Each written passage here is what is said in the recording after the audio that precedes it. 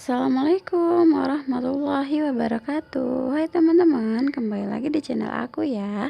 Kali ini teman-teman aku mau berbagi tips ya untuk menghadapi tes SKB.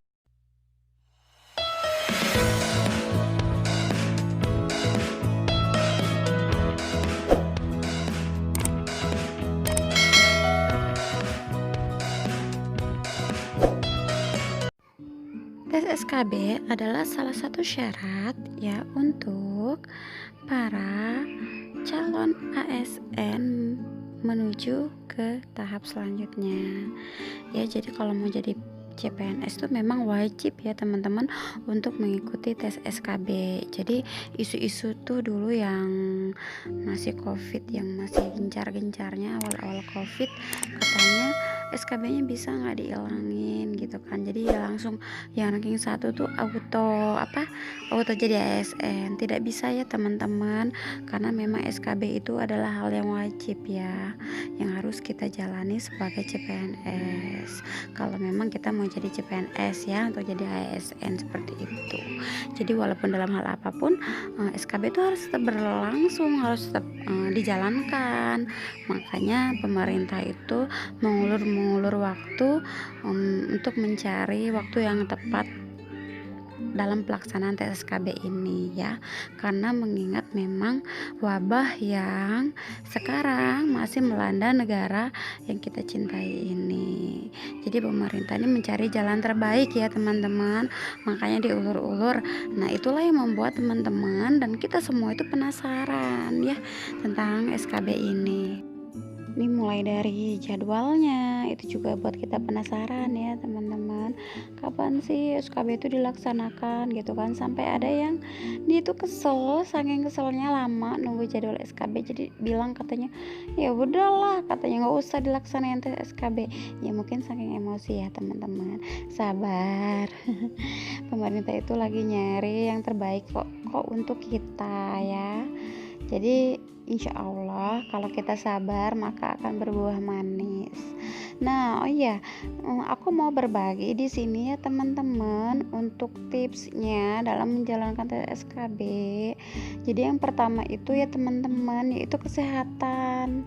Jadi untuk teman-teman nih, tolong banget nih ya jaga kesehatannya, apalagi yang lokasi tesnya itu nanti jauh.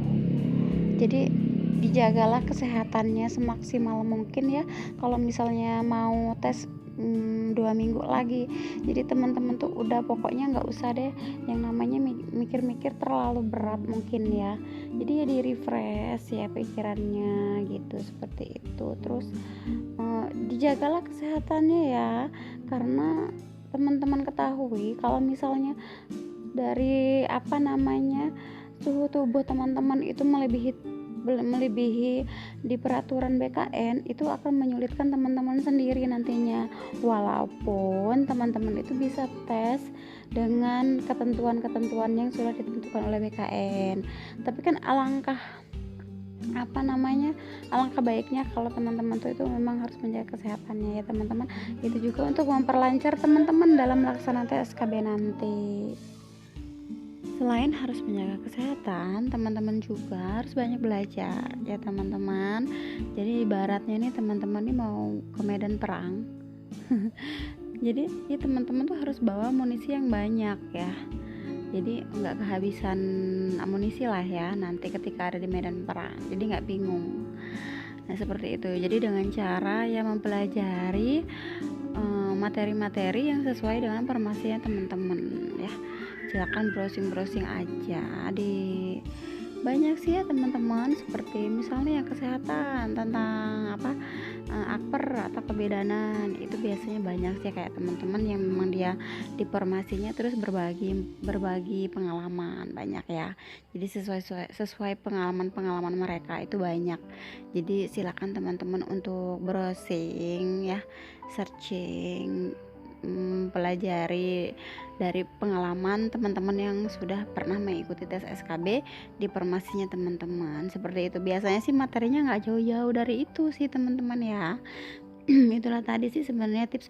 Pertama kesehatan, yang kedua yaitu banyak belajar, dan yang ketiga apa?